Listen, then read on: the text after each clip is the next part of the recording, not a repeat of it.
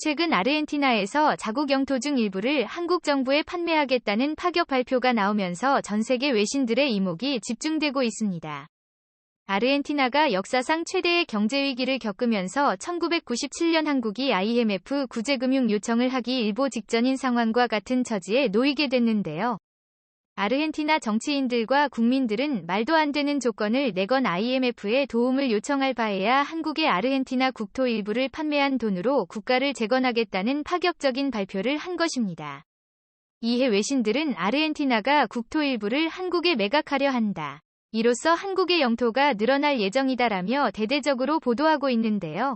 10만 266제곱킬로미터로 세계 109위의 작은 면적을 가지고 있는 한국이 남미 지역에 추가로 영토가 생기게 될 뿐만 아니라 인근 지역의 풍부한 자원을 바탕으로 자원 강국으로 거듭날 수 있어 주요 외신들의 이목이 집중되고 있습니다.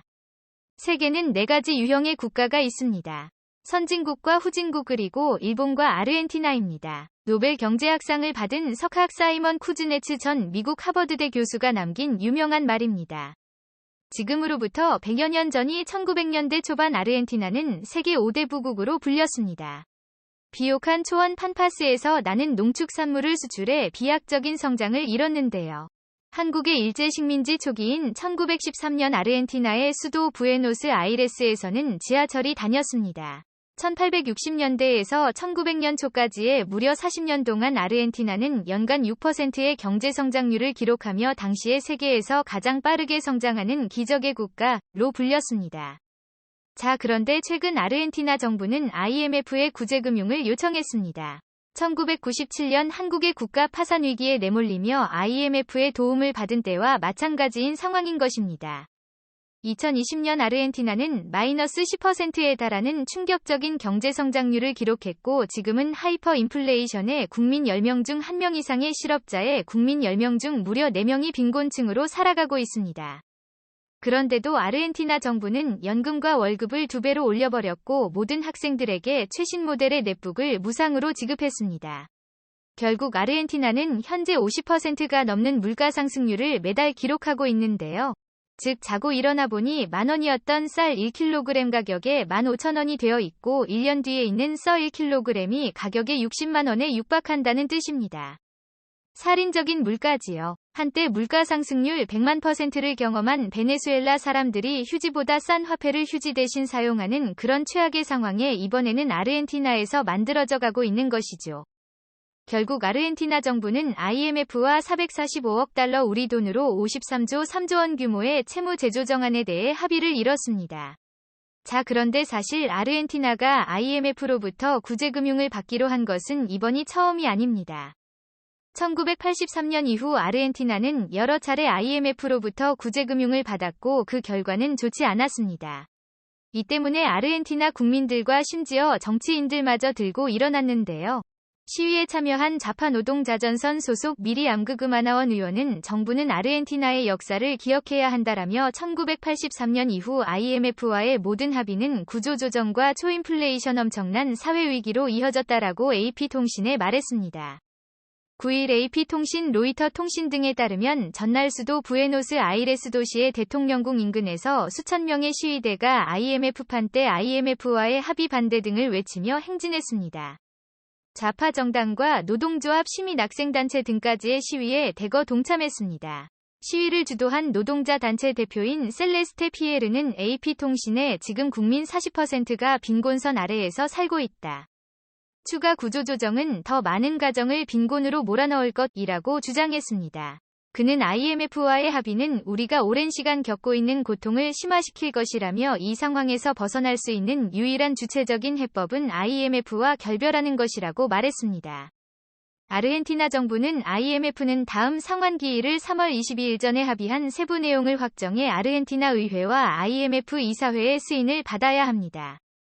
하지만 현재 아르헨티나 정치인들뿐만 아니라 국민들의 대규모 반발 시위가 점점 확대되면서 IMF가 무산될 가능성이 높아지고 있습니다. 자, 그런데 놀랍게도 이들이 IMF의 대안으로 제시하고 있는 방법이 바로 아르헨티나 국토 일부를 한국에 판매하자는 것입니다. 한국과 지구 반대편에 위치한 아르헨티나가 주변국도 아닌 미국도 아닌 바로 한국에 자신들의 땅을 판다는 것은 너무나 믿기지 않는 상황인데요. 또 놀라운 점은 아르헨티나가 이렇게 자신들의 땅을 한국에 매각하는 것이 이번이 처음이 아니라는 것입니다. 1978년 한국은 아르헨티나에 210만 달러를 지급하고 축구장 40배 규모 여의도 면적의 79배에 달하는 땅을 매입했습니다. 관리 주체인 한국국제협력당 그리고 코이카와 현지인들이 협약서까지 체결하고 공증까지 마쳤습니다. 실제로 아르헨티나의 해당 마을을 가보면 이렇게 캠포코레아라는 구획도 사방에 걸려있는 것을 확인할 수 있습니다. 마을 주민들에게는 캠포코레아 한국농장으로 널리 알려진 한국 국유지의 농장명은 약 다마울가입니다.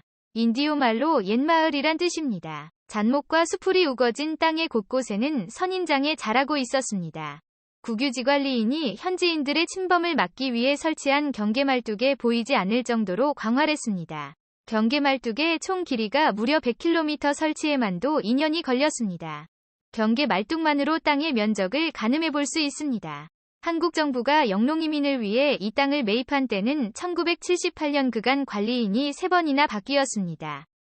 첫 번째와 두 번째 현지 관리는 나이가 들어 세상을 떠났다고 현지 관리는 전했습니다. 40년이 넘는 세월이지만 이 땅은 개발되지 않은 채 방치돼 있습니다. 지난 40년 동안 아무런 조치도 없이 방치된 지구 반대편에 있는 한국 땅하지만 문재인 대통령이 아르헨티나를 방문한 뒤에 분위기가 완전히 바뀌었습니다. 문재인 대통령의 방문 전까지만 해도 40년 넘게 방치되다 보니 아르헨티나 동포들에게는 이 땅이 매각될 것이라는 소문이 퍼져 있었습니다.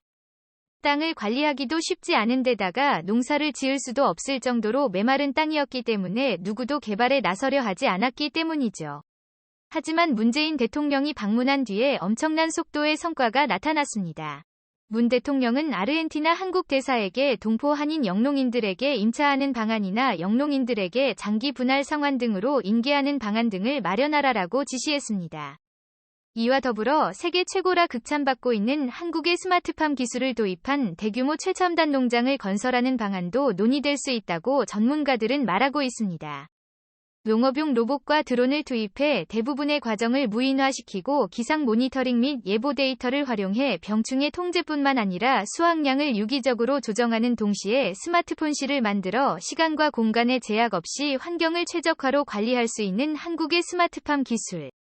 여기에 한국의 파이프 기술을 접목한 농장 관리, 유통 관리 등의 농업 관리 시스템까지 적용되며 아르헨티나에 보유한 한국 땅을 세계 최고의 스마트팜 지역으로 거듭날 예정입니다.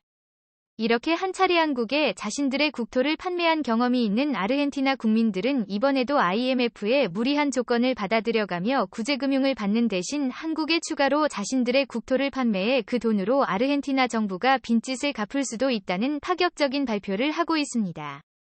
현재 아르헨티나 정부가 필요한 돈이 최소 40조 원에 육박하는 것을 고려한다며 아르헨티나는 이번에 단순히 국토 일부를 한국에 매각하는 것이 아니라 천연자원이 대규모 매장된 곳에 함께 판매할 것이란 관측이 제기됐습니다. 이에 주요 외신들은 한국이 아르헨티나에서 잭팟을 터뜨렸다며 전기차 배터리에 꼭 필요한 재료인 리튬과 셰일 석유가 대규모 한국에 공짜로 흘러들어갈 것이라고 말하고 있습니다. 네, 그렇습니다. 놀랍게도 아르헨티나는 셰일가스와 셰일 석유 매장량이 11조 입방미터로 중국과 미국에 이어 세계 3위이고 리튬은 250만 톤으로 세계 4위입니다. 최근 전 세계적으로 에너지 가격이 급등한 가운데 석유 가격이 $100 근처까지 치솟으면서 소비자들의 부담도 대폭 증가하고 있습니다. 리터당 1,500원이었던 주유 가격은 어느덧 2,000원을 바라보고 있는데요. 아르헨티나에서 셰일가스와 석유가 대규모 들어온다면 1,500원이 아닌 리터당 1,000원까지도 하락할 수 있습니다.